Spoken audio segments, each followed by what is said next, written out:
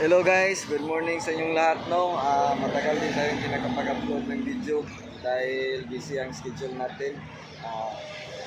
Matagal na din tayo nag-stop ng fish last March kasi mayroon tayong ginagawa na mas importante guys no. Ngayong araw na ito guys, finally may naisip akong i-upload na video related din ito sa koi fish dahil may nakita ko sa mga social media na malakas naman yung ornamental fish ngayon.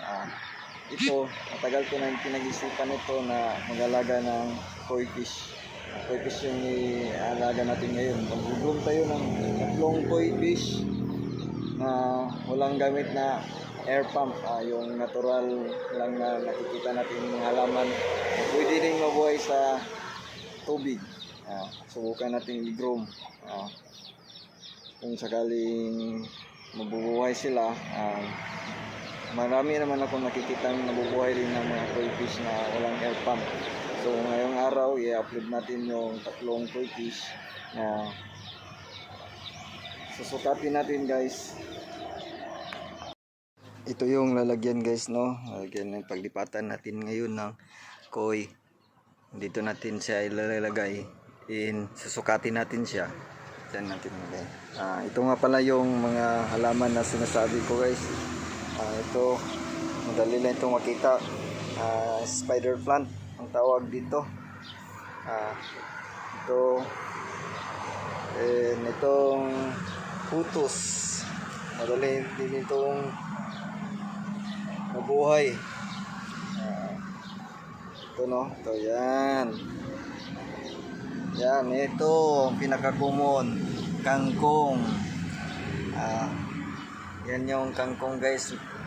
Nabuhay na siya no, mayroon siyang makina yung dahon. Ginawa ko na itong parang hydroponics guys. Itong setup na ito, mga 1 week, almost 1 week na itong setup na ito no. Medyo na clear na yung water guys. Clear na yun no? Hindi na tulad ng dati na medyo dark green.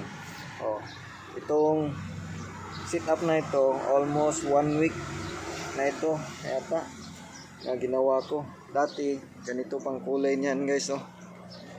Nito pa medyo dark green, medyo dark green siya guys. Ito kang lalagyan nito, konti lang yung setup dito. Yun know, may gabi at putos. Hindi tulad nito magkasabay lang itong dalawa, pero tingnan mo guys oh, almost 1 week lang, medyo naging clear na yung water. Hindi pa ito na na water change. Nag-change na siya guys. Effective nga guys oh. Effective yung ginawa natin sit up. Nilagyan natin ng mga halaman. So siguro na filter na yung mga organism na nabubuhay sa mga tubig, yung nagkakos ng green algae. So at then itong filter media na ito na sinabit ko lang, kahapon ko lang itong nilagay guys. Ito merong shells, meron ding anong tawag ito, may uling din itong isa. Mayroon ding filter media na mga bato nga galing sa dagat, din yung mga bato na binili ko rin sa pet shop na ginamit ko noon yung nag-goldfish pa tayo. So tara guys no, kunin na natin yung mga isda. Ayun na sila oh. Mga almost 1 week na ito sila dito no. Lagyan na natin ng tubig. Dito rin natin kukunin yung tubig na gagamitin natin para hindi ma-water shock yung isda. Kasi pag tubig gagamitin natin, water shock sila at magkakaroon ng sakit. Yun yung isang sikreto. Yes. Magkakasakit sila pag lagay mo sila sa ibang tubig na hindi naman sila sanay. Yes, no? Sanay ng isda. Kukunin natin yung ano niya guys, yung sibot. Hindi ko pala nakuha yung sibot. Kukunin muna natin.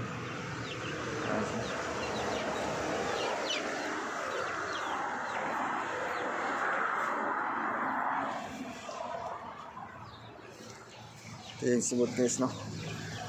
Panghuli para madaling hulihin. Isa yung isda.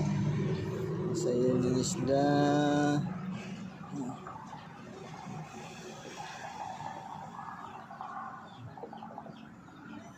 Wala na guys.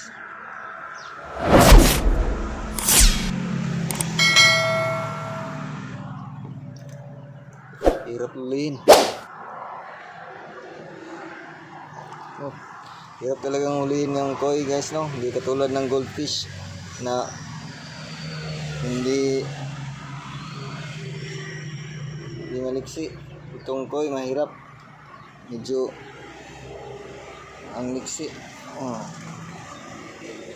Guys.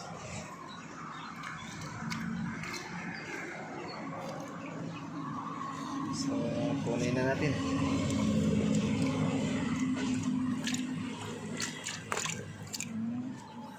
Malaki na siya guys, no? Hindi yung hindi tulad ng pagbili ko na maliit pa. Isa-isa lang yung pagsukat natin sa kanila. Ito. So, nasaan na yung puro yung pangsukat.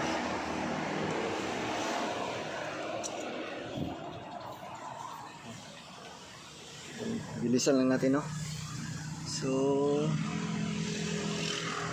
yan yung centimeter.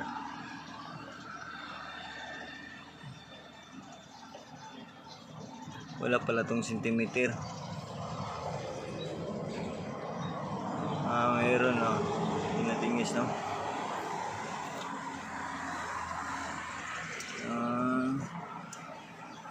Nasa uy. Wala. Yun. Dandamis yung ano guys. Dandamis na yung isda. Mali yung ginawa ko. Ano? Yun nga. Mga 3 inches. Mga 3 inches guys. So, price na yan Mga 3 inches yung sukat. 3 inches. Dito lang, no? Subukan natin itong i-groom. Mga 3 months ata. Yes. Bye-bye.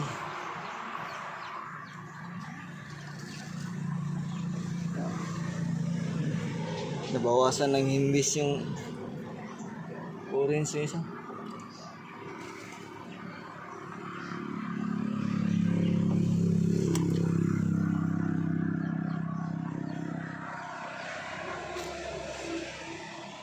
Medyo ingat lang tayo maghuli nito sa koi guys dahil ang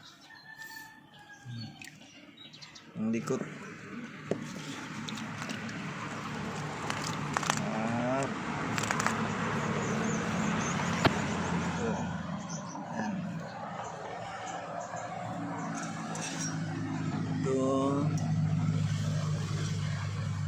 Hindi, no?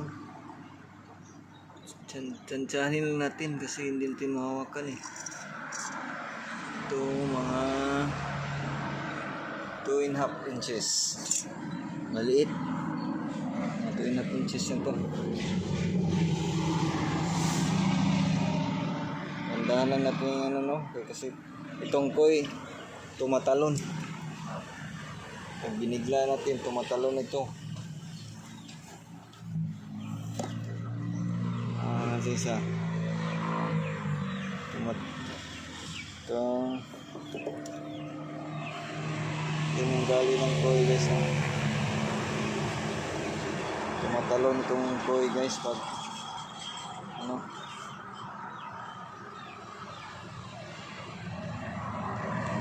pag nabigla.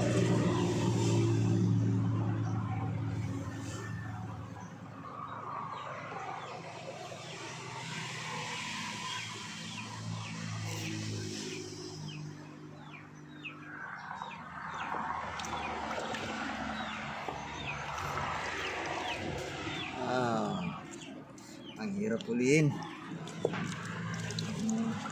Dahan-dahan lang kasi baka masira. Ayan. Ayan guys, no? Alas. Date lang. Oh. Ito ang pinaka-iglas kayo, no? 2 point. Ganun din. 2.5 inches. 2.5 inches.